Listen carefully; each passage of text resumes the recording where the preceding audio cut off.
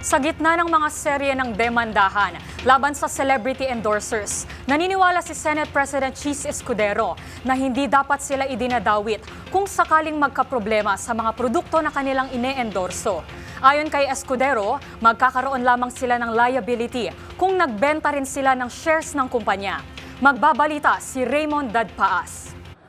Walang kinalaman ang sino mang endorser gaya ng mga politiko, artista, singer o sports personality kapag nagka-problema ang mga produktong kanilang iniendorso kaya't hindi sila dapat kinakasuhan. Ito ang pananaw ni Senate President Francis Chis Escudero kasunod ng mga kontrobersyal na kaso ng ilang celebrity na nakulong matapos kasuhan. Paliwanag ni Escudero kung ang isang celebrity ay product endorser lamang ay wala itong liability kapag nagka-problema ang produkto.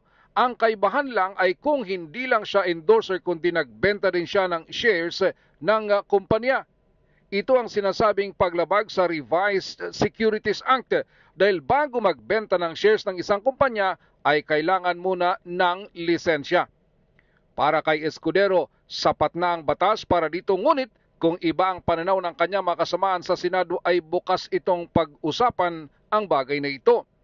Payo nito sa mga product endorsers gaya ng ginagawa ng kanyang may bahay na si Miss Heart Evangelista ay pinarerepaso muna sa kanya ang kanyang mga kontrata. Una nito ilang mga celebrity endorsers ang kinasuhan dahil nagka-problema ang mga produktong kanilang iniendorso. Pinakauli na nito ay si Neri Naig Miranda na nakulong ng ilang araw ngunit nakalaya din sa bisa ng piyensa. Para sa akin, sapat yung batas. Ihiwalay mo ang ordinaryong endorser sa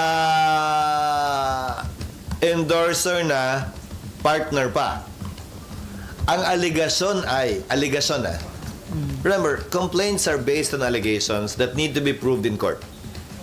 So ang aligasyon ay maliban sa endorser, partner, may kasama sa korporasyon o kumpanya. So, ang rason kung bakit sila kinakasuhan, hindi dahil endorser sila. Dahil bahagi sila di umano ng kumpanya. A mere endorser should not be liable to any scams that will happen doon sa restaurant o doon sa negosyo o doon sa business.